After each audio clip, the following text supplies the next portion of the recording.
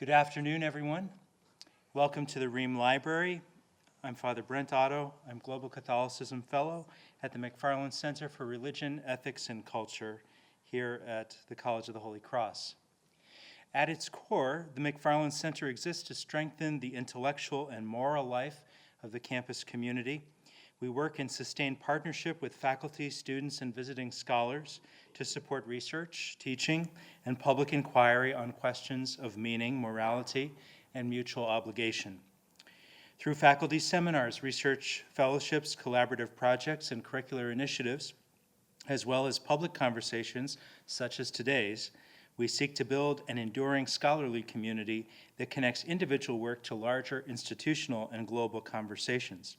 Today's program grows directly out of that commitment. This afternoon's panel discussion is entitled Faith, Morality, and the Manosphere. Gen Z, young men in particular, are being shaped today less in stable communities of family, church, and community, and more by the unbridled digital cultures of the so-called manosphere. Is this a crisis? And if so, how should the church respond? To answer this question, we have with us four young Catholic intellectuals who will consider this radical recent shift in the moral formation of young people. They hail from four different corners of higher education across the country and bring a wealth of background in their research and experiences. So allow me briefly to introduce each of them. Dr. Susan Reynolds is a theologian and ethnographer who teaches in the Candler School of Theology at Emory University. Her 2023 book, People Get Ready, draws on years of parish-based fieldwork in Boston to examine the question of community in a racially and culturally diverse church, arguing for the retrieval of solidarity as an ecclesial virtue. Father Paddy Gilger comes to us from Loyola University in Chicago.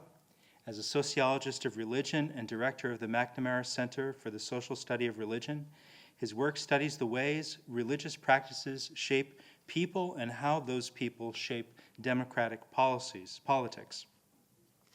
Margaret Felice joins us from Boston College, where she is a PhD candidate in the Department of Theology. Her research is focused on moral imagination and the Ignatian tradition. She brings a wealth of experience in writing on the topic of Catholic education and ministering to Catholic youth in academic and popular publications. We welcome Margaret back to Holy Cross this coming June as a presenter at the Nguyen Society biennial meeting, an academic conference for Jesuits in the liturgy. Father Peter Nguyen is our own professor of religious studies at Holy Cross, formerly associate professor of theology at Creighton University. His scholarship focuses on theological engagement with contemporary Christian martyrdom and its intersection with totalitarian movements. He writes specifically about the German Jesuit Alfred Delp and the German Jewish Carmelite Edith Stein, after whom our own Stein Hall on campus is named. Together, our four panelists promise to offer fruitful conversation on our topic, based on their own disciplines, research, and experience as young intellectuals in the church. The format for this afternoon will be as follows. First, I will begin with a short introduction on the topic, setting up the question, how should the Catholic Church respond to the radical shift in the moral formation of young people? Each presenter will then have 5 minutes in which they will respond to the question from the perspective of their own discipline, research, writing, and experience. Then they will have a discussion. We will have a discussion among them, facilitated by me for about 20 minutes. And finally, we'll open it up to what we hope to be robust audience questions for about 15 to 20 minutes. During the question time, somebody will walk around with a microphone. Sharon will walk around with a microphone, so you don't need to get up. And I hope that will facilitate you feeling very forthcoming with your questions. So without further ado, I'd like to now present the problem and question to guide our time together. Over the past generation, the Catholic Church and Christian churches more broadly have experienced a measurable decline in their influence over the moral formation of young men. Church attendance among young adults in general is far lower than among the older generations. The Pew Center reports that only about 25% of Americans in their 20s attend religious services once a month or more. compared with over 40% of seniors. Among Catholics, more young adults have left the church than have entered it, and in many parishes, confirmation effectively functions as a graduation from church life rather than a deeper integration in it.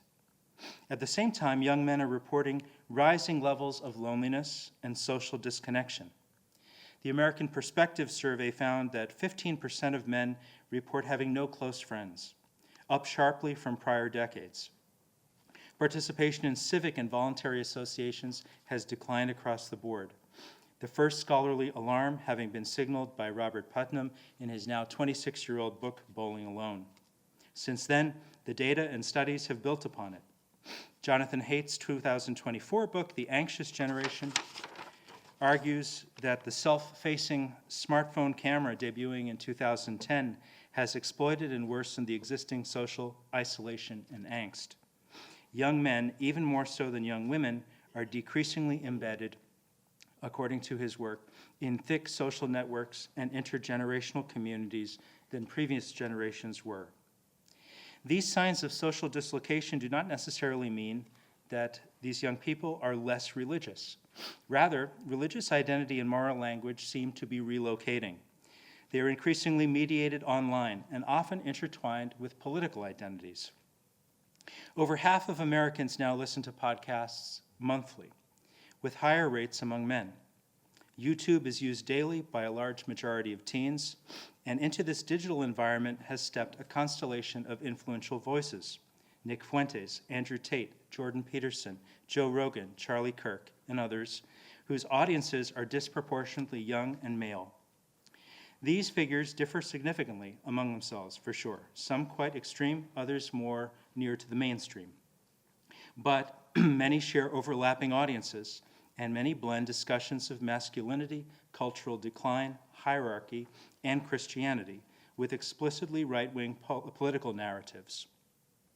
In some corners of this ecosystem, that alignment becomes overtly Christian nationalist, as with the self-identified Catholic and anti-Semite Nick Fuentes. We have seen influencers openly argue that America must become explicitly Christian in law and culture, and that liberal democracy has failed. Some figures associated with this movement have gone so far as to describe democracy itself as incompatible with Christian order, tilting toward integralist arguments. What we are witnessing then is not secularization, it is a migration of moral authority from parish, pastor, and family, organic, stable communities, to podcast hosts, algorithms, and political entrepreneurs, elective and elusive communities without the bonds of mutual accountability. Young men are still asking religious questions. They are still drawn to biblical language, to order, to transcendence, to clarity, but the formation they are receiving in large doses is often detached from sacramental life, ecclesial accountability, and the long moral tradition of the church. So the question before us is not whether young men care about faith or morality, many clearly do. The question is if moral conscience and Christian identity are now being reshaped in a largely unmoored digital marketplace that blends masculinity, grievance, and politics. If so, how should the Catholic Church respond?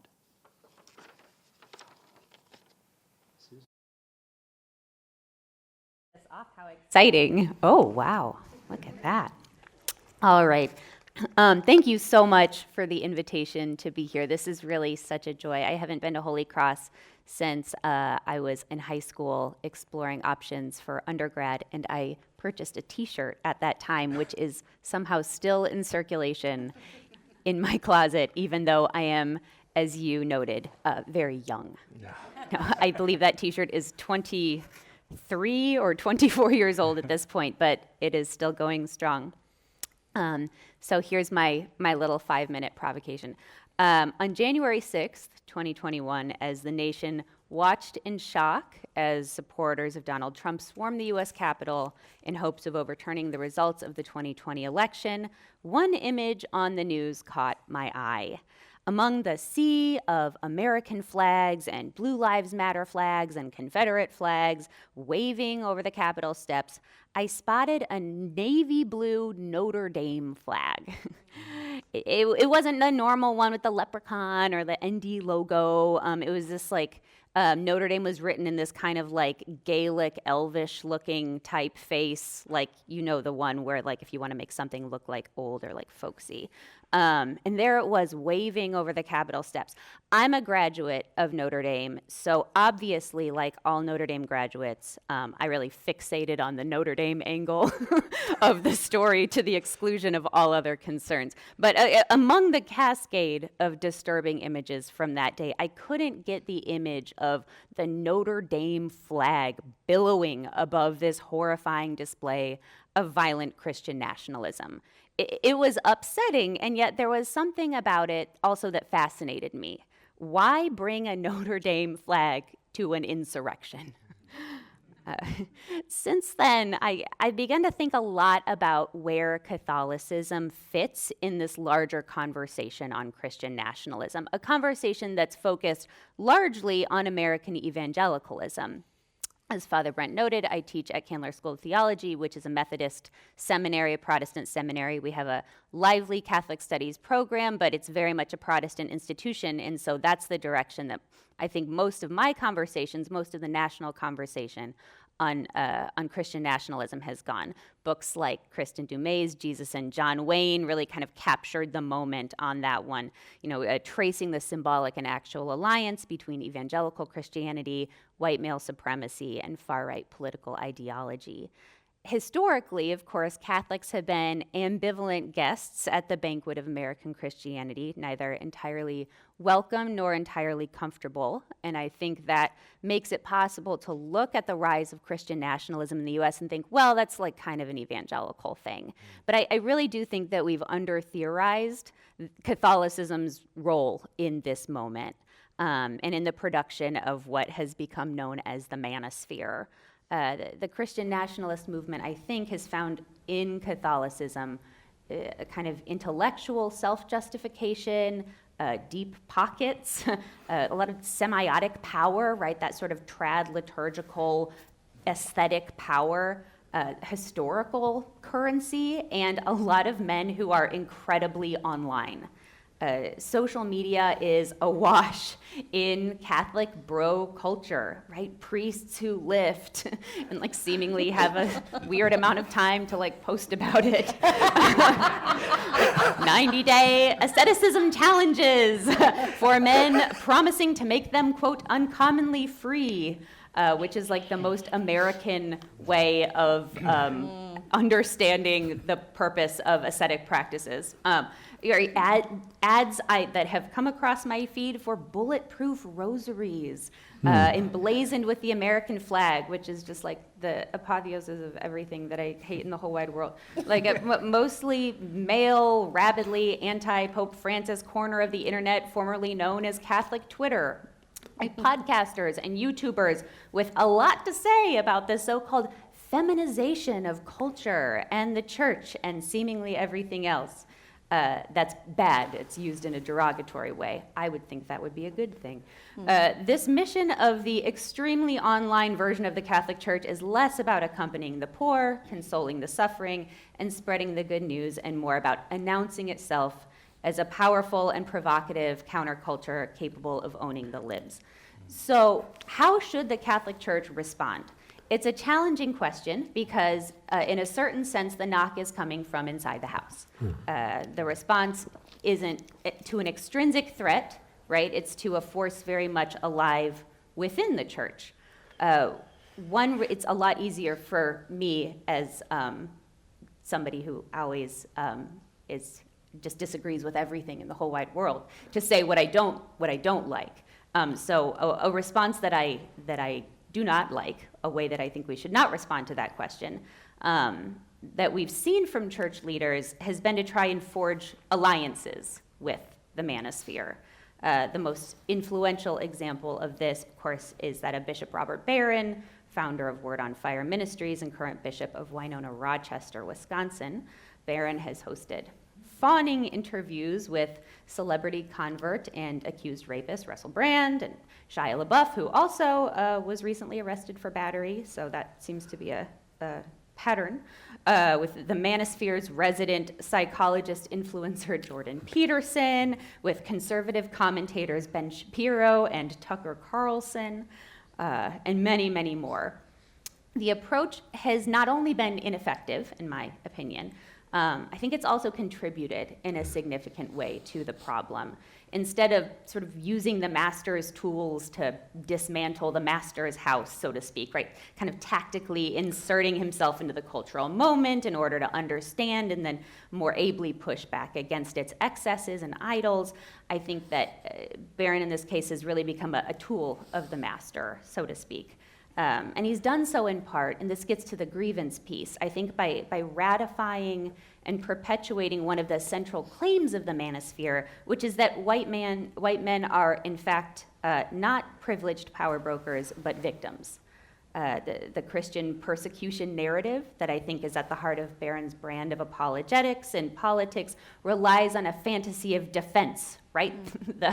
The bulletproof rosary, defense of the faith, defense of the church, defense of the true and good and beautiful. It's a worldview that's powerfully and insidiously consoling, I think, to young men who want to be told that their failures aren't their fault, who, you know, the accomplishment of women, of people of color, aren't the result of merit, but rather of social engineering aimed at upending traditional gender roles, and thus that they're owed something that they feel they've been denied. In perpetuating these grievances, they are defending Western culture and traditional family values. None of this is fringe, and it's also not innocent.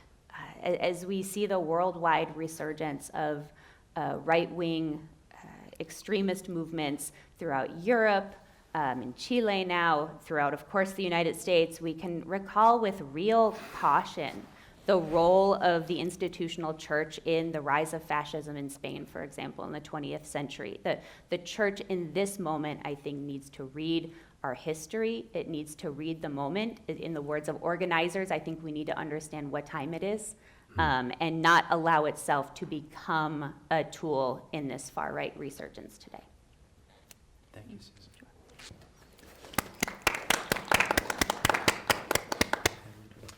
Thank you. Father Paddy Gilger, I'm joining here at Holy Cross. It's my first time here. I'm joining you from Loyola University Chicago, where I am a faculty member in sociology. I want to start with the question that I think is drawing young people, young men, to this thing that we call the manosphere. Can you guys hear me okay? Yes. Okay. I want to start with the question, and I think the question goes something like this. What does it mean to be a good man today? Like, I think that's what's going on. I think that's the question that's driving. And I want to start with that question because I have a theological conviction at the beginning and at the end, and then in the middle, a kind of sociological analysis, a historical and sociological analysis. The theological conviction with which I open, that leads me to this question, is Augustinian, right? All desire is desire for the good. All desire is desire for the good, which does not mean that the good is properly apprehended or that our desires are rightly oriented, but it means it's a desire for something good. So that's the thing I'm really interested in looking at. Like, what is the good thing that is being desired when young men are listening to this stuff or paying attention to it? And so that's what I'm after. I want to say something there about the sociological, like, sketching of the landscape here too. It's that the manosphere, I'm not convinced of the name, to be honest, or I'm not sure that convinced that we understand what we're talking about, or that we're talking about the same thing. Because, like, I would say, like the brosphere of, you know, Holy Cross graduate Bill Simmons, right? Like, who I have listened to virtually every week since 2002. Like, I've had more years of his voice in my ears than my mother. But that is not Jordan Peterson, and that is not that, and even he is definitely not, you know, Nick Fuentes, and these things are very different. But so the audience that they're speaking to, I think, is a similar audience, even though the content they're providing is very different. In other words, they're all responding to this same question, right? What does it mean to be a man today? even though they're not responding to it in the same way or using the same tools or with the same attitude or the same aesthetic. Thank God they're not all doing that. But I think if we can narrow in on that, saying, yeah, they are really all trying to answer that same question, then the thing for me, the sociological turn, is something like this. Why is this a question? Or like, how did this get to be something that needed to be asked? And I think I have an answer to that. I'm stealing other people's answers, of course. That's what we all do, right? But I think that the answer to that's too long to sketch out here in long form, but I'll just try to say it as briefly as I can. Many ways to say it. One is through the sociological work of the Polish-British sociologist Zygmunt Bauman. He published in about 2000 a book called Liquid Modernity, where he sketches out his understanding of the transformation of culture, the feudal to the solid modern world, the solid modern world to what he calls the liquid modern world.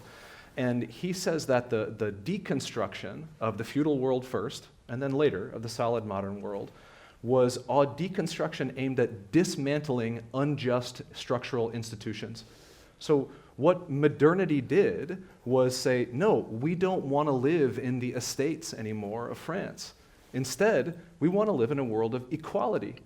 And we don't want to be constrained to do the same occupation that my father did just because it's in my last name. Like, I want to be able to pursue what I feel called to do, this individual vocation there. So in order to get at that desire, we had to dismantle the social structures that were preventing us accessing it.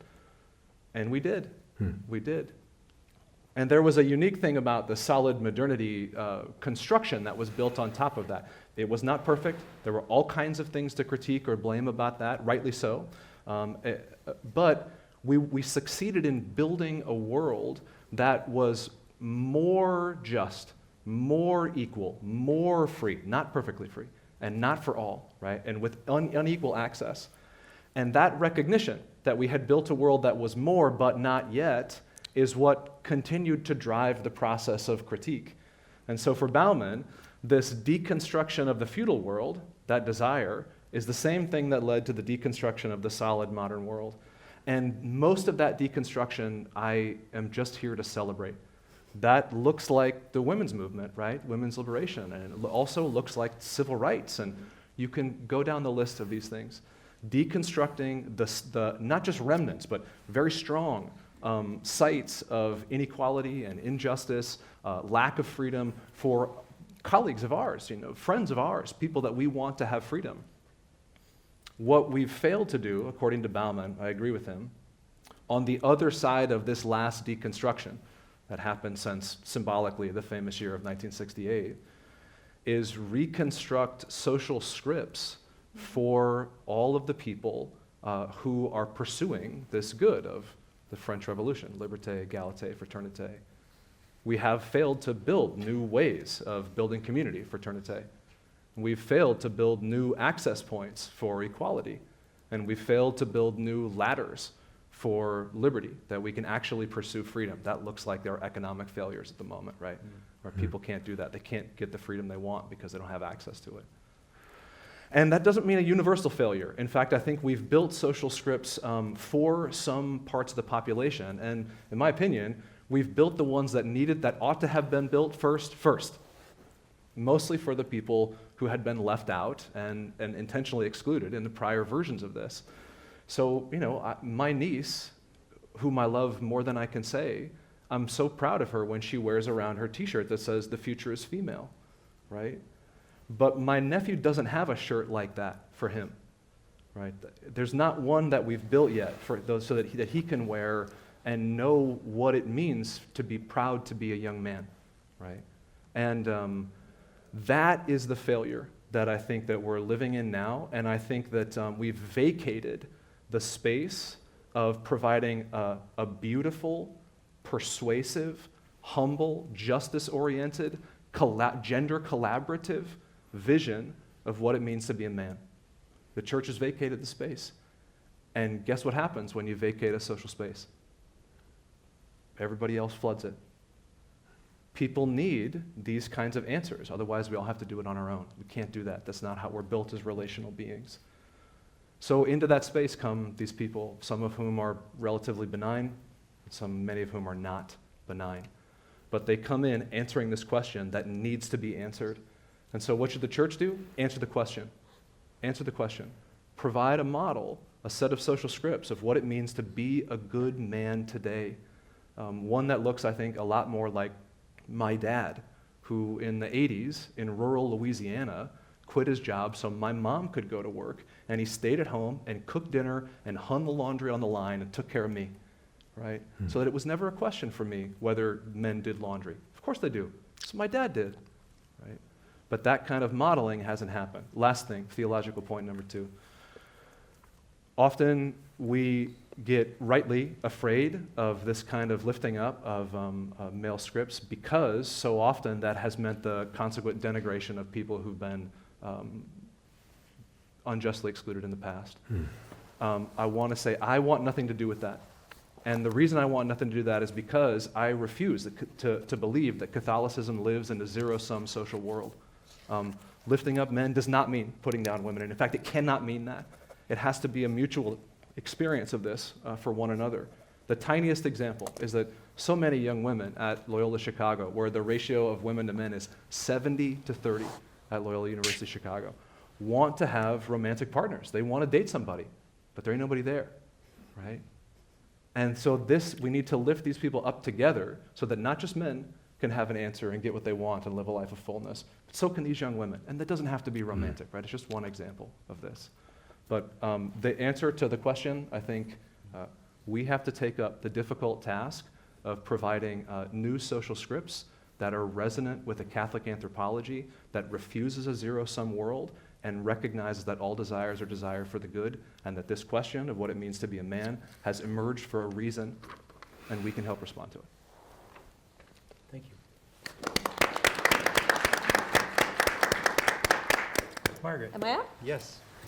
Great. So I have 3 quick points that are kind of my first thoughts on this. And I agree that when we talk about the manosphere, we're talking about a lot of things. So, different things will apply in different circumstances, but I think some of this is relevant to the whole world we're talking about. So the first one is that I think we all can agree that this phenomenon of being formed by things outside of the faith is not new. Like, this has been going on. It was comic books, I don't know, however many years ago and now, which is not to say it's not worse, but it's not new. What I think is new about this moment of this type of influence over people stepping into this space that faith might have held in the past. One is its explicit didacticism, kind of the podcast effect. You've got people who are saying, I am giving you instruction right now, far more explicitly than the sort of osmosis by which we got some of this in the past. The second is that it's algorithmically driven, which is just really, it makes everything, it makes everything so much worse. It drives people to the extremes, and it rewards with attention, not only content, but also style that I think is problematic, which is one of the reasons why just trying to beat folks at their own game is really, there's a place for it, but it's never going to get the job done completely, because the kinds of accents, like the way that we talk about things, is something that I don't find really consistent with an honest and mature exploration of faith. The second thing, and then the third point about what makes it different is that there's this really explicit worldview, and that they're speaking much more crassly about with misogyny, anti-Semitism, racism, that is much more explicit than it was in the recent past, probably in the last 100 years. And because it's coming after this era of it being such a strong taboo and having been pretty well put down, it also has this thrill of transgression about it that I think is a big part of the picture. What I do think is perhaps, I don't want to say the gift of this, but the opportunity of this from an ecclesial perspective is I think it allows us to be strategic about sort of the questions that Paddy was lifting up before. What are people attracted to here? What are the questions that they're asking? And I often think, from an educational background, Those are the questions that allow me to figure out what elements of our tradition need to be lifted up at a particular time. So sometimes folks are looking for things that are goods, and they're goods that the faith can offer. Companionship, identity, a sense of purpose. Sometimes they're things that are kind of, people might think that they're out there, but they're not. I think people look for certainty, they look for comfort, they look for immortality, things that, again, I think our tradition can give a viable alternative to. And it can also give an alternative to the things that we discover through all of this that people are attracted to that really need to be refuted, either subtly or explicitly. If we find that folks are attracted to domination, they're attracted to power, you have to do something about that, but naming that as the thing that is attracting them, I think, is an opportunity for the church to think about their approach here. And then both Paddy and Susan have talked about vision, about worlds, and one of the things that I find notable about this is that a lot of these different spheres of the manosphere, subspheres, promote these really consistent worldviews. They knit everything together for people, either by giving them a narrative that explains the world that they're experiencing, or by building a completely separate world. When I look at Christian nationalism, I really don't recognize the gospel. I really wonder, how can you read the gospel and come to this conclusion? But they have formed an extremely internally consistent story. So it is a very complete worldview there, and it's promoted on the aesthetic level, at the level of images. They have their own art, they have their own entertainment, they have a style of worship. So it's really, they're forming the whole person in this worldview. So when I think, I worked at schools for a long time. I actually worked at an all-boys school for a long time, so this is a topic dear to my heart. When I think of institutions, I really hope that they are taking seriously and being thoughtful, and I know they are, about their capacity for world building, that institutions can build alternate worlds, that change people's horizons by showing them the kind of life that is possible and that is consistent, not ignoring or denying the other ways of life that are out there, but that show that you can live a particular way, you can be a particular type of person. I think our institutions can do that, and they need to do that, and they need to think about it, they need to be unapologetic about it, but also have it be something that's pervasive, always be thinking about how we're forming people at every moment and in everything that we do as institutions and as a church.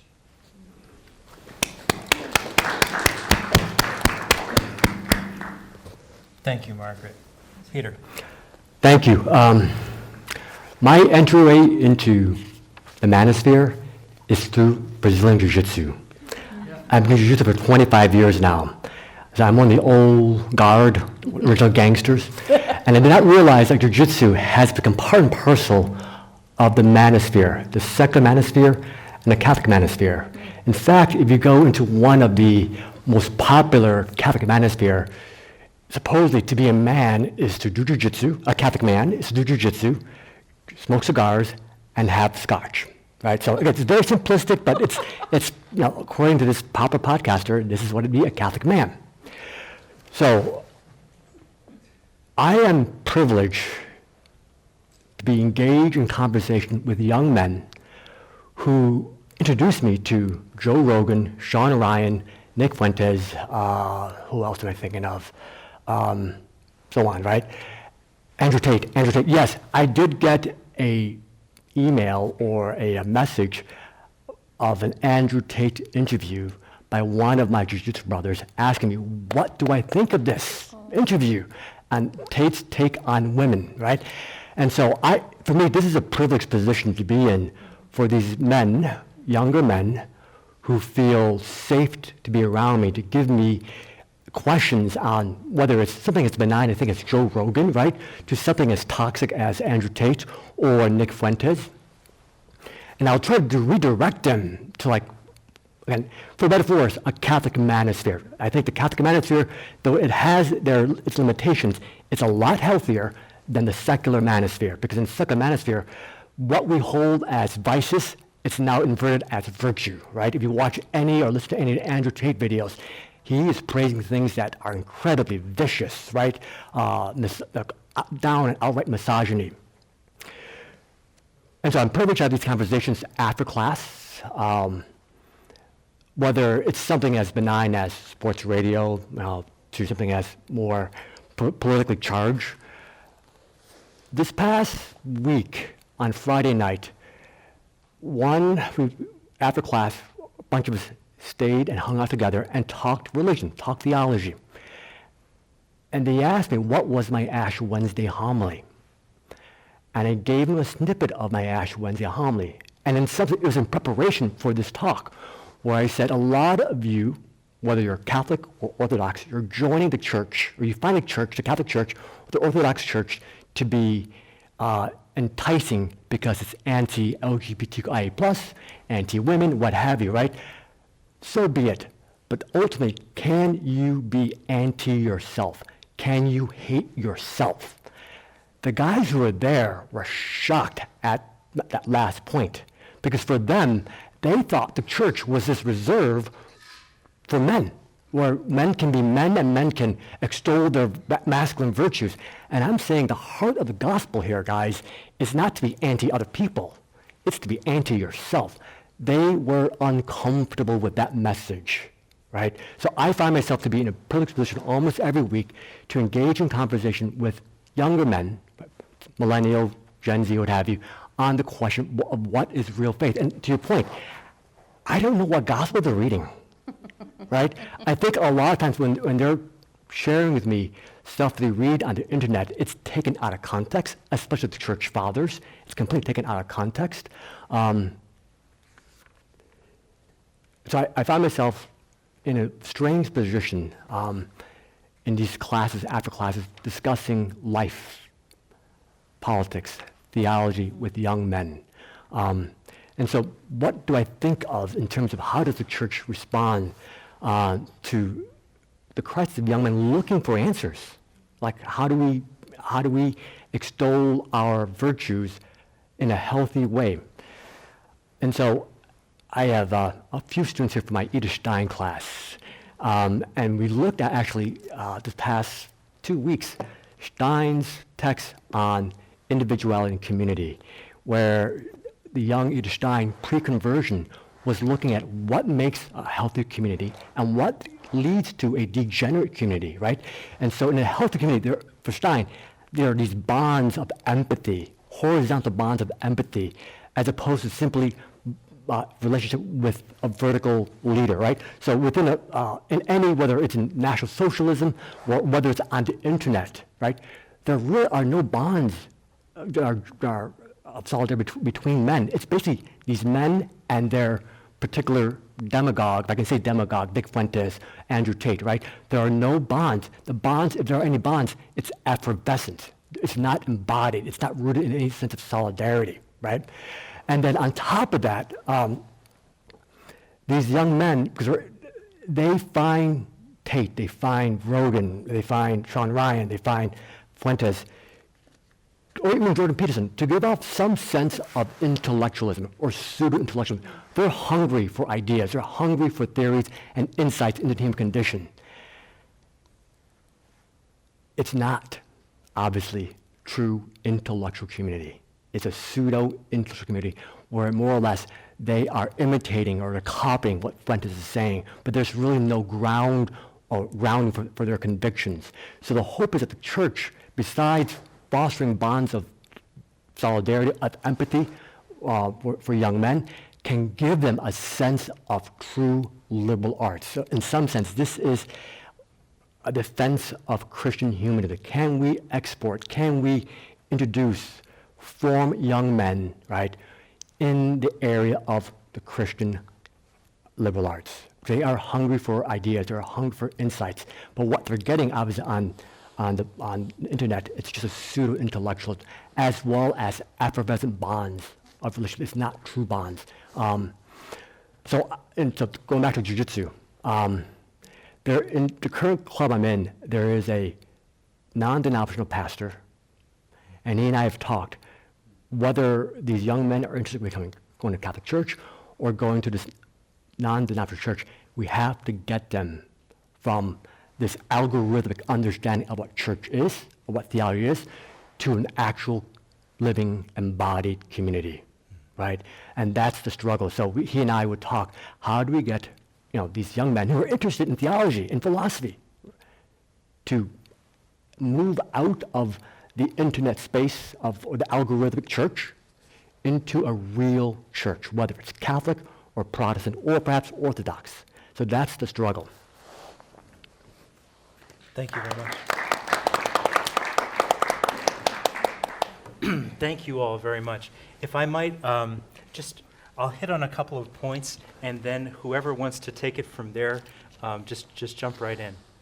I'm hearing that there seems to be some agreement with the deconstructionist kind of the argument that we are at a particular moment in history where we have deconstructed a lot of social scripts and narratives that function for a very long time, often to detrimental effect to many groups, and that is good, but what is missing is some kind of new narrative and healthy narrative. Let me add, pair this with an individualism that is probably at kind of its extreme in this digital space, where there's affiliation with certain sets of ideas, although kind of maybe bonded together in a constellation by grievance and some other factors, and yet it doesn't produce community bonds with a sense of accountability and empathy. So the question, seems to me to be like, can the church actually write new scripts and go beyond the identitarian level? Like, this is what I believe. These are the value sets that I have, but root that in a community and actually attract people to it. Speak to the sorts of desires that are out there, and that are, if we are to be empathetic, at least somehow, in an Augustinian sense, at the root of it, good, or seeking apparent goods, at least. Is the church capable of that? And maybe concretely, where would you see that coming about?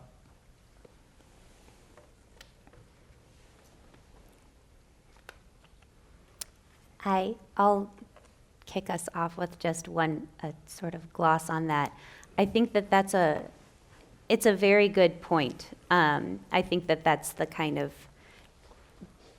in terms of sort of solutions, I think that anything that points toward the formation of real, embodied, ordinary communities is hypercritical. Because I think on the one hand, you have those within the church who recognize that urgency that Paddy was talking about and saying, well, we need to, maybe the solution is that we need to put out an apostolic letter about what Catholic good manhood is.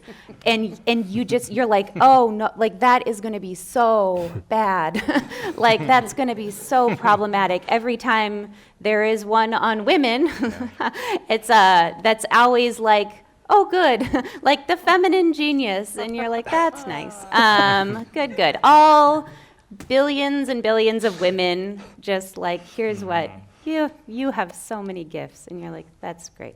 Thank you for that. And so I think instead of, because I think also we're very hungover from the 90s, the JP2 era, the theology of the body era, which is taken as time-honored 2,000-year-old magisterium by people today. I mean, we are millennials, we are young, we grew up with John Paul II, and he was, World Youth Day was in Denver, where I am from. When I was 6 years old, we hosted pilgrims from France and Belgium in my house, and really one of my earliest memories of my life was seeing John Paul II at Mass at Cherry Creek Reservoir. It was just, in terms of life-orienting early childhood core memories, as they call them, that was really up there. But I still think we're very haunted by the ghosts of theology of the body. And there's a certain way in which, and this isn't, because the opposite of this is like vacating the space and being like, we're not going to talk about it. But I think also we obsess over gender difference and gender complementarity and the essentials. What is essential femininity? What is essential masculinity? Whereas in reality, when you're participating in a community, whether that's a parish or a small Christian community, or like, as Margaret knows, my parish has a very vibrant theater ministry, and I have never communed with so many people who are so different than me. Friendships that have been formed out of like putting on a parish production of The Sound of Music or The Addams Family with people who hold radically different political views than me, whose lives are radically different, and people that I just simply would never know, and many people that if I just met them by their Facebook profile, I would not want to know. And you are doing the kind of ritual that is theater together, which is also the kind of ritual sometimes that liturgy is together. You have a script, right? You're acting together, you're being together, you're singing together, you're holding hands, right? That's what the Eucharist is too. Like, I can't just go up to you on the street and be like, it is so beautiful that we are all humans together, bonded, knit. Like, do you want to just drink out of this cup that I also just drank out? Like, that is so disturbing, and you would call security. And we do that every week, right? Because we have a script, because we have a ritual for that. And it's actually something quite radical that we do, but you can't do it without a ritual. You can't do it without a tradition behind you. So those are just a lot of jumbled thoughts, but just to sort of say, I really appreciate the question, because I think it is about participating in an embodied community of people where you're no longer just your Twitter profile. You're just regular, ordinary people trying to like get out of the finance council meeting by 9 o'clock. And there's like, that's very grounding. Yeah, I agree. I think I like that you foreground that a lot of the solution has to happen in the world of practices rather than the world of concepts. The way you describe very briefly vibrant parish life, which is not something universally experienced, at places to get people together, at a dodgeball tournament or a fish fry or something that's not about the ideas but is about the community. I think that's a start towards getting these boys where they need to go. Okay. These boys. So last week, I invited some of the guys in my club to attend St. Peter's Parish, a parish where I help out every now and then. I told them, this parish is not the most exciting parish in the world. It's a very boring parish. So your understanding of church is based on an algorithm that's very much into culture war. The church I'm embodied in has nothing to do with that. Yeah. They're struggling to make ends meet. There's an appeal to help out at the soup kitchen, food pantry, right? The priest, the social pastor, his homilies have a hard time landing, right? I'm guilty of that as well. I understand that, right? But the idea is like for these young men who their understanding of church, again, it's based on an algorithm that is all about creating outrage, right? Indignation against the world, right? And it's very exciting to some sense. It's very cultural war, but that's not reality for many parishes. And to get them to come to a parish where, hey, this is reality here. It's boring, right? And there's help needed for the food pantry. Can you participate?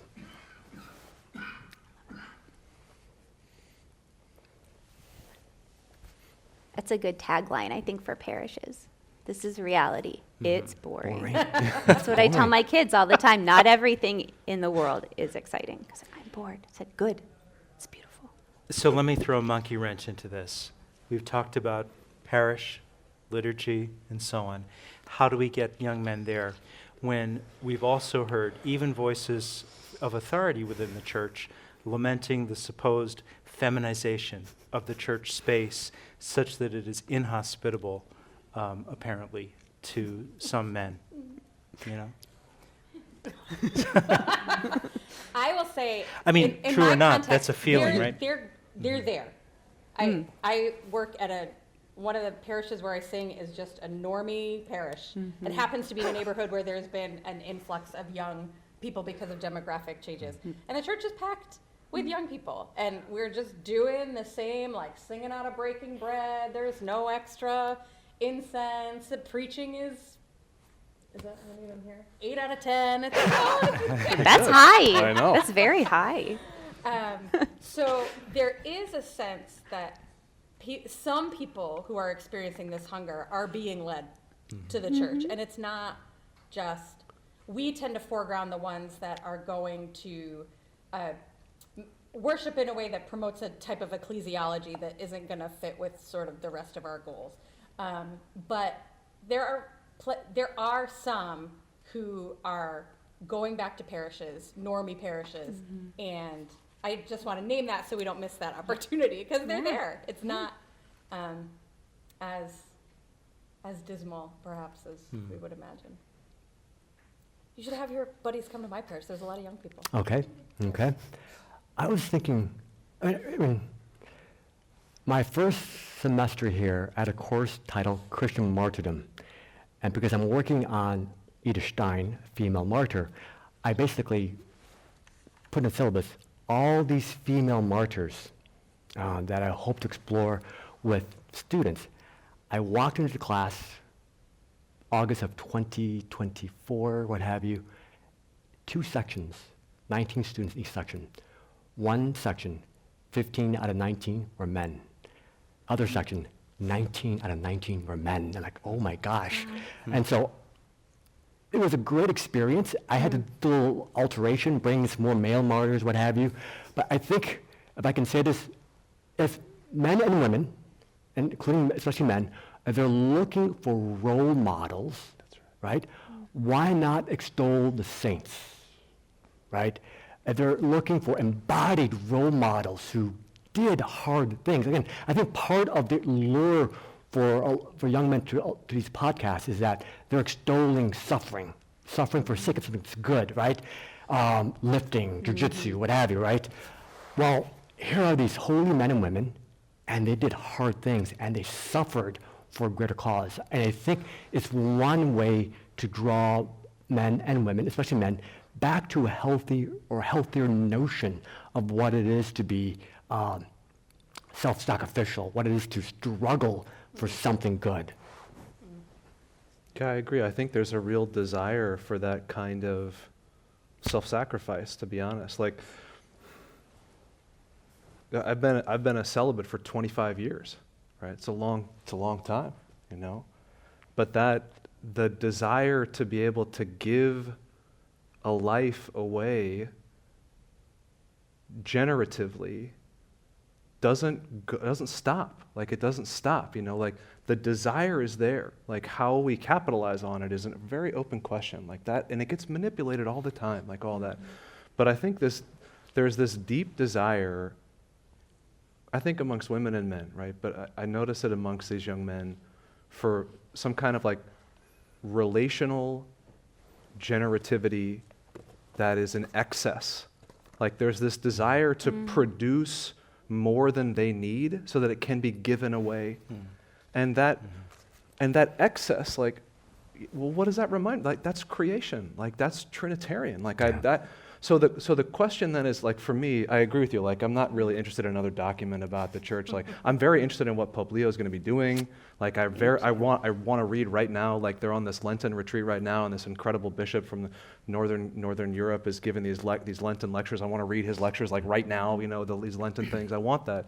But what I really want are ways to help people, human beings, be relationally generative, so that we don't fall into the trap of having to be self-sufficient. Like, I was at my Jesuit community last night, and I don't know how this came up, but like one of the guys there, must have been one of my classes or something, we were talking about all this stuff, and he goes, "Paddy, you should do your rant about self-care." And everybody goes, "What?" And they're like, "What are you talking about?" And Michael Rossman was like, "You don't like self-care?" And I'm like, I don't want to do this rant right now. But this is what I mean, is like, I could not be more anti-self-care because of the reasons that you were mentioning, Peter, earlier, that what self-care is there companies convincing us that we ought to have been self-sufficient already, and because we're not, you have to buy something from them to be able to do it. Instead of doing the humble and the harder thing, the more generative thing, saying, Susan, I need help. Yeah. Like, can you help me? Is it okay? Like, I'm not self-sufficient here. Like, I need this. And that reality of being needy and that being okay, and then being able to give something from you being able to give something from the excess, me being able to give something from the excess, that's a model of humanity that I think there's something deeply desirous in there that I feel in these young men. Of course it comes in practices. I want to say one other thing about that, and just a flag, is that I'm an old millennial, but I kind of have a weird story with relationship to the church. Like, when I went to Creighton, when I got to Creighton, I wasn't Catholic. I didn't know it was a Jesuit school. I didn't know what a Jesuit was. I had never thought about being a priest. I had no relation to any of this stuff, so I missed all of this. Like I didn't know anything about this theology of the body stuff. I just entered in this other way, and that experience for me, it's given me a perspective on, I think, what I see around me in some of these young men and young women. So like, I can look at some of them who are coming to like evening masses at Loyola Chicago, and they want to wear a mantilla, or they want to kneel, or they want to receive the Eucharist on their tongue or kneeling. And for me, I'm like, okay, I got to get used to doing this, but it doesn't really faze me. I'm like, all right, this or this. And I don't see that same kind of like, okay, in my elders, the men who I love in the society, the men who raised me as a Jesuit. For them, they like walk out of the chapel and they're like, can you believe this? And I'm like, hey, like, let's calm down. Like, what are we talking about here? Now, I want to say very clearly, those habits can come from bad places, and they can lead to bad places. They can come from moral rigorism, and they can come from independence, and they can lead to places of like, if you're not this, you're fake. All that's real. But that's not really what I experience from them. Like, I know that happens, but it's not what I experience. What I mostly experience is young people looking for stable ways to be good. And they're like, hey, oh, wait, that's how I can do it? I'm going to do that. I'm going to do that. And so what I want to do is I want to be in with them, close to them, so that when the evil spirit, which will always be around, tries to get in there and say, hey, you know who's not doing that? Them over there, right? I can be like, I can stop that. Like, just knock it off. It's good that you're doing this. This is an act of piety, which I want to raise up as a virtue again, piety, right? But it's not because I am more or because I'm afraid. It has to come from this place of freedom, right? Can come from that.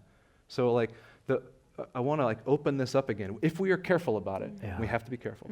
We can take some of these practices that can look nostalgic and can be tempting and to lead into these other things and say, hey man, it ain't about that. Like, come on, this is ours. Yeah. Stand here safely and be here as my sister or my brother. And anyway.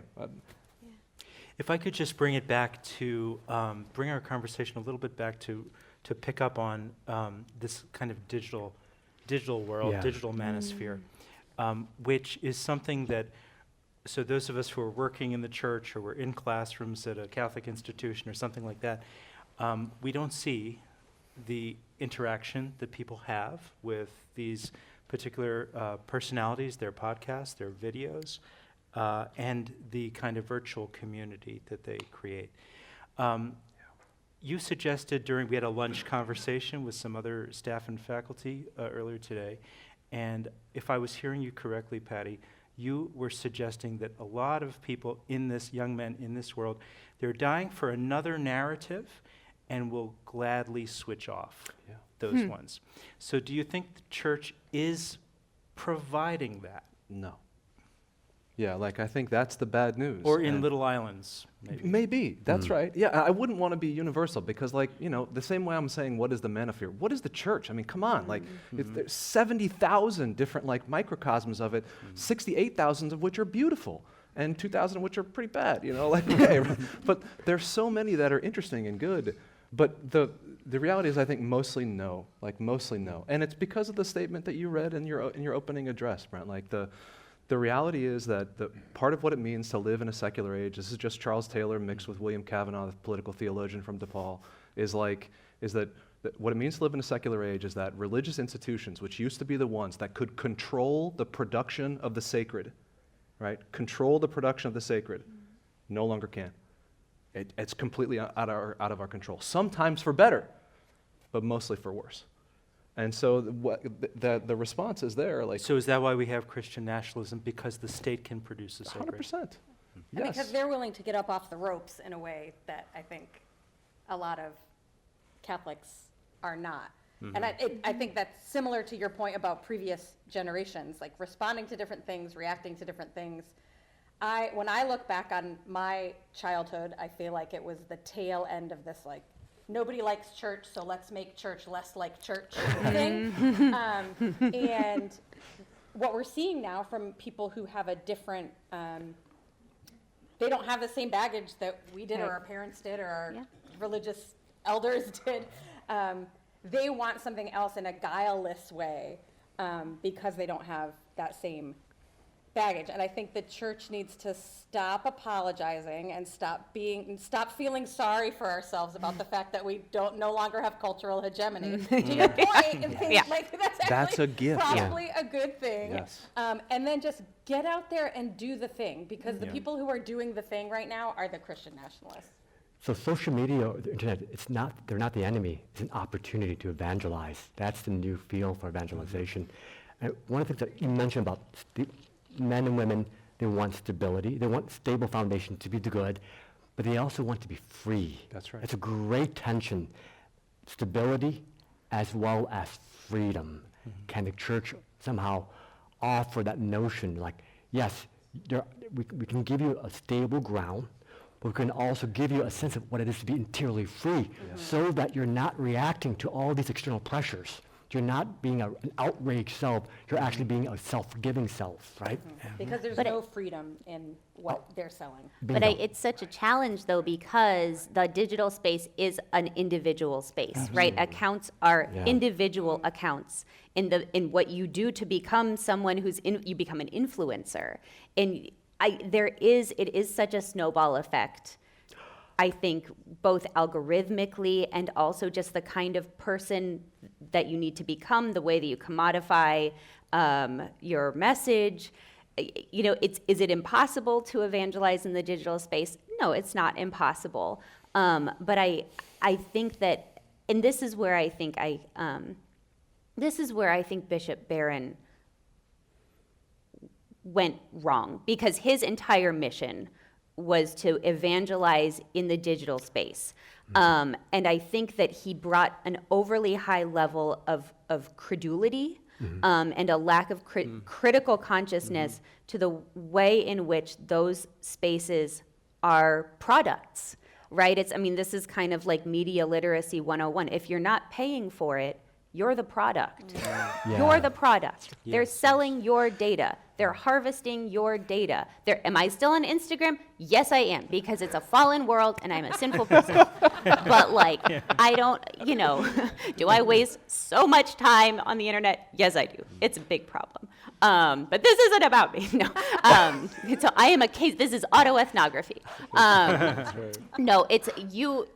And so there's layers, right? Because you don't want to cede the space. But also, I think and this is why I'm so excited about Pope Leo. And he's planning this encyclical, I guess, on AI, which is, really the next rerum novarum. This is the next revolution in what it means to work and labor and personhood and the state. So and he's very smart, and I'm very excited. But so there's layers, right? On the one hand, how are we present in the space? And also, how are we critical of a space that is commodifying us? Yeah. Yeah, I agree with that very quickly. And when I was younger, I did a lot on previous iterations of social media. Like I started this website and did a bunch of this stuff. And Peter, with love for you, my brother, I'm not sure I agree. I don't think I'm not sure that that's the next space. Okay. I think the next space is here. Fair enough. And of course you got to use that to get people, so I don't disagree fully. I don't want to disconnect. I'm not looking to do Benedict option sectarianism. Yeah. But what I am interested in is human relationships in person, in practice, doing the jujitsu, singing in the theater. That's the stuff I feel like that's the place. That's the place. And I actually feel I'm very pessimistic about the social context because of exactly what you're saying, Susan. It's a commodified space, and it's too powerful for us to control. It's out of our control. So powerful. But I'm not pessimistic about Gen Z, or I'm not at all, in fact. And I think that you guys who are in that generation out here, you understand and feel the pressures. You know how to deal with them better than I do. And that's hopeful, which I do not mean to put that on you. Like, this is not like you can deal with it, I'm getting out of the way. No, it's it's a sign of hope that I have students and young people that I'm friends with who graduated are like, yeah, no, I'm done with that for now. Like, I'm good. Which is a great segue. Thank you. Do you I was going to say, Yeah. you're right. That Yeah. said, the surge in young men and women becoming Catholic in France, and let's say in England, it's due to, for better or for worse, online influencers. Yeah. Online influencers, yeah. So, without further ado, we'd love to hear from all of you, especially students, but also faculty, staff, and friends. Sharon will be going around with a microphone, so please just raise your hand if you'd like to make a comment or ask a question.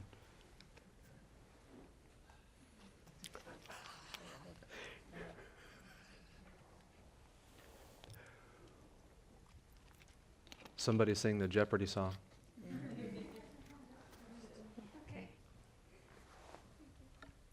Hi, thank you guys all so much for being here. I'm actually in the Edith Stein class. But I guess my question for you is, I'm a young woman, I'm a Catholic, but also I'm a political science major, and I have been having to deal with the manosphere in a lot of different ways in different environments, whether that be the classroom, whether that be church, whether that be kind of social settings. And so I guess, what is your guys' advice for somebody like me who's, having these conversations with people and people pointing to church doctrine and other things like that as well? So, yeah. Can you say what having to deal with means? Just, I guess it looks different in every single situation I've been in, but I would say definitely for poli-sci, it's a lot of just like, oh, well, this is what so-and-so said, and, especially the stuff with Turning Point and Charlie Kirk, we're talking about Okay. with obviously the funeral and different things like that. That's kind of what I'm talking about in that sense, but conversationally, that can be a whole bunch of different things as well. So, yeah. I know that's kind of a hard question to put you guys on the spot for, but It's a great question. Yeah, as a fellow former political science major, one to another, yeah, and now I'm in theology, which is also less than it was, but still a male space. Theology grad school puts you in classes with a lot of men who feel really assured about their voices. And I was a woman who was not well assured about my voice in public. And it really wasn't until the final year of doctoral coursework where I was like 8 months pregnant with my second child. I was midway through my doctorate. I was just like finally somehow I was like almost 30 at this point. And I finally was like, you know what, if I were just like any man in this class, would I say the thing? Would I ask the question? Yeah, I would.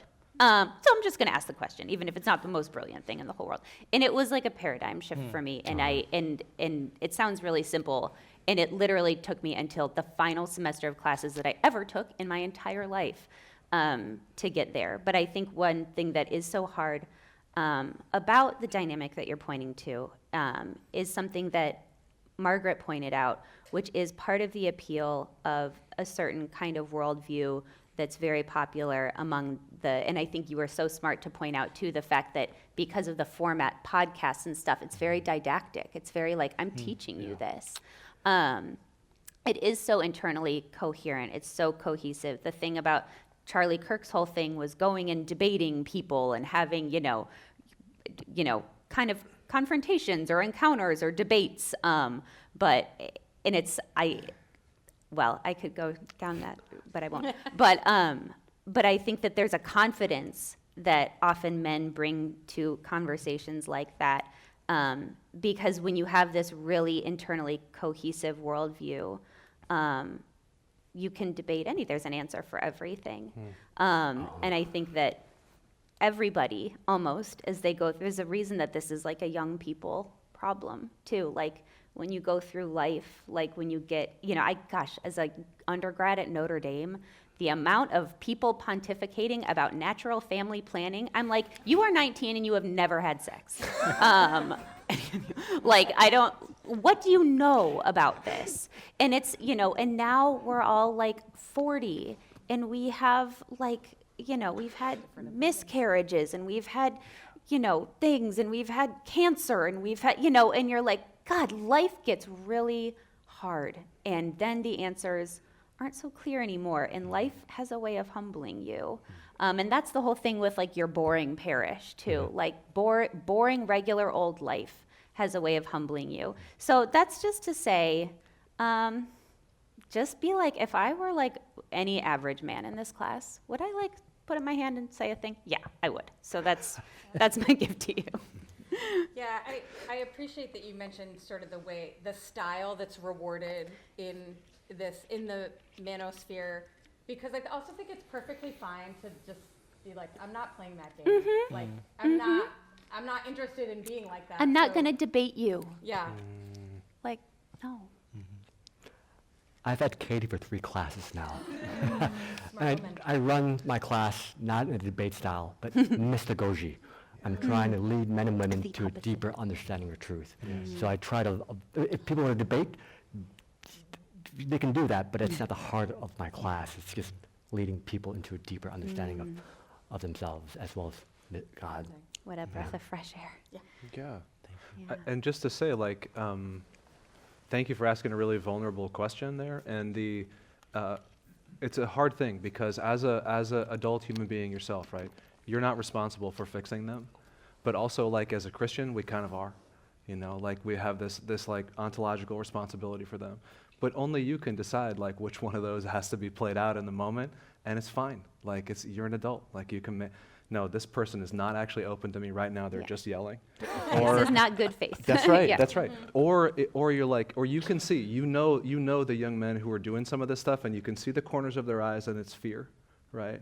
Or you're like, no, you're not like that. Like, come on, let's talk. But I'm sorry.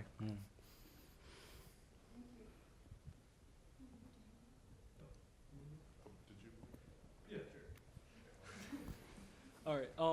So I was interested by the conversation about the internet and social media as a place for evangelizing, and my experience with the internet is just kind of a chaotic mess, and it's like it's kind of the worst voices get pushed to the top, and if you want to say something, it doesn't really come across. And I think people who are in this environment might not recognize it, but I think there's maybe a longing for like other mediums of exchange where meaningful truth can really come out. Whereas the internet is like the way the algorithm works, it's like it's all a wash. It's all just a chaotic ocean.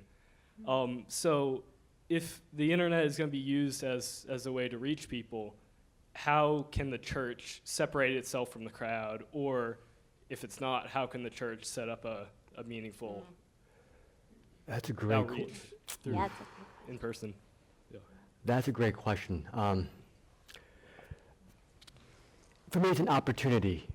It's a given because I think a lot of guys that I hang out with on Friday night, they're no longer following legacy media, legacy news. Yeah. It's the stuff on the internet now, right? So I have to be conversant with the Sean Ryan podcast world, right? Or Andrew Tate to understand where are they coming from, what are the questions, why are these questions surfacing, right? So for me, it's a given. I have to see the internet, social media, as an opportunity, but it's as a means. It's not an end, right? You started the Gilger Post, and I still actually use that. I still do. I haven't read that in 5 years. I still do. So when I taught my course on Ignatius spirituality, I would introduce Jesuit things through the means of Jesuit Post. So as a way to, again, it's not the end-all, be-all of what it is to understand of the exercises, but it's an entryway, a doorway for young men and women into a deeper truth. So I still believe that the internet, though it's not the end-all, be-all, it is a means, if you can do it properly, to bring people into, a deeper mystery of the faith, as opposed to an outraged, ignorant reaction to the failure of the church or to the failure of the country, if that makes any sense. Yeah. I invite you to a Pauline evaluation of the media in which you are immersed. Does it produce in you peace, faith, hope, love, relationship, humility, those kinds of things? To the extent it does, get your friends and say, hey, let's commit together to doing this. That's a Lenten penance. Like, that's the real thing, where you're like, yeah, I'm going to fast from that. And instead, I'm going to practice these things. So like, yeah, I mean, good. If you want to give up Instagram or whatever, or TikTok for Lent, I got your back. Like, I'm supportive. But no, like, do the hard thing and build a community where you're like, you have to have the awkward conversation with your friend to say, hey, what are you listening to that actually produces this in you? What are you watching that does this? Can we do it together? Even if we're doing it separately, right? But then we have a little contact, and that's the kind of stuff. But I don't want to give up, but the number of spaces that are using it well are so thin, and you're right about the algorithm. They're not supported. So like a couple tiny examples. One is the Franciscan Friars of the Renewal in New York City. They have this very simple, very beautiful social media presence. It's quiet, it's simple, calm. I'm like, wow, And I don't love all of the content. Like, it's fine, right? Some of it's really good, but I like it. I'm like, oh, this is interesting. But also, just read everything that Susan writes on Commonweal, right, or all this other stuff there. Exactly. Yeah, all that stuff. Hi, thank you everyone for being here. As was mentioned, and as we all know, for a variety of cultural and historical reasons, Catholicism wasn't always welcomed within the realm of American Christianity or in America in general. And my question is, how did we get from sort of that point of view to what we now have in, say, someone like Dick Fuentes, who, gets on his live streams and says, I'm a Catholic, but I also think the Holocaust didn't happen and that women shouldn't vote. And how did we get to the point where Catholicism, which was once not welcome, is now a very popular part of the Christian nationalist, American nationalist dialogue? I think you're naming something that is probably part of the temptation among Catholicism writ large, because, it's been a long, slow, multi-decade journey towards assimilation and wanting to be accepted. And it wouldn't shock me if there are people who think, well, if the way to increasing power for the church is to align ourselves with these folks, then that's a price that we're willing to pay. And I mean, that's sort of the fault line of Christian nationalism in general, which is that it's about power, that Christianity exists for Christians to be more powerful. So I think you've named something really interesting there. I'll give you a banana example. The College of Holy Cross. We're about to embark in a new Catholic campaign. One of the goals of the Catholic campaign is to raise the academic profile of the college to be something like Amherst or Williams, right? So there's been this desire, even in this place and many other places, of wanting to raise the academic profile so that we can be not only welcomed by Americana, but be respected by Americana. It's ambition, it's power, it's glory, right?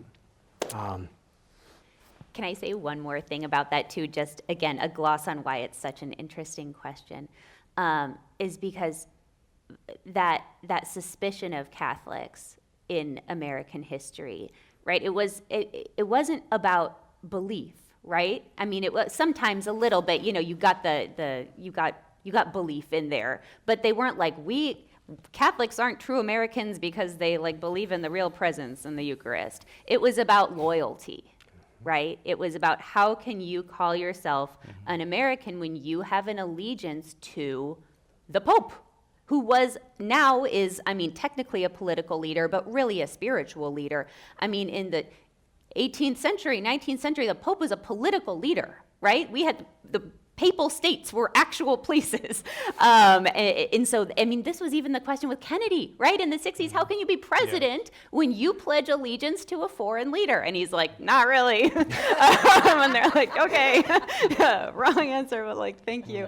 And so it's that loyalty question, and right, I think Catholics are maybe in like the deepest, darkest recesses of the psyche, even if people don't really know the story. It's always that question of how can I be more American than the Americans? And what's so interesting was, I mean, and it's so interesting now that we have a pope who was born in Chicago.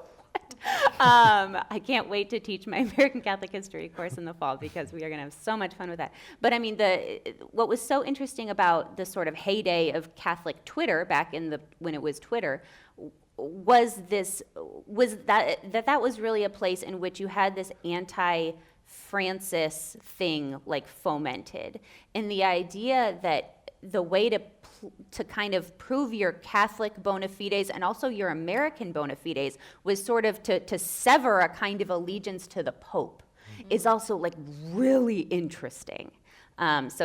Great question. One quick answer to your question there. There are lots of things you can read. A new book by a priest from Notre Dame, a Holy Cross priest named Stephen Koth. The book is called Crabgrass Catholicism. And there are lots of ways you could go about this, but one of the stories the reason this book is interesting is because it answers in a way your question about how we got from there to here. And his answer about how we became, his thesis there is that American Catholics began as an immigrant church, mostly in urban ghettos, right? And then over the course of the 20th century, we transformed from urban situations to what he calls a suburban church. And so the transformation from an urban to a suburban church, he maps onto huge changes in the church. In fact, he shows you how some of the changes that are attributed to Vatican II, like the documents, the ideal documents of Vatican II, all of this was already going on. And it was going on in the 50s in the suburbanization of American Catholicism. So like the dates just don't match. Like this is not causal. Okay. It was already going on here. And then at the last chapter of the book, he gets directly to your question about how American Catholics, once we became suburban, got drawn right into the culture wars. So here it is, right? Like we went from being a separate group that practiced our own faith in these urban settings centered around parishes and did our processions, mostly ethnic, and the ethnicities had their different practices right next to one another. And then we all moved to the suburbs. Some of us got to become white, and once we did, then we got to be co-opted into this, right? Like it's a very good book. You'll enjoy it. Okay. That's great. Unfortunately, I think we are now out of time. But I thank you all very, very much for joining us today. Thank you. This was so cool. And needless to say, invite you to pay attention to the various events offered by the McFarland Center. And so don't be a stranger. Thank you.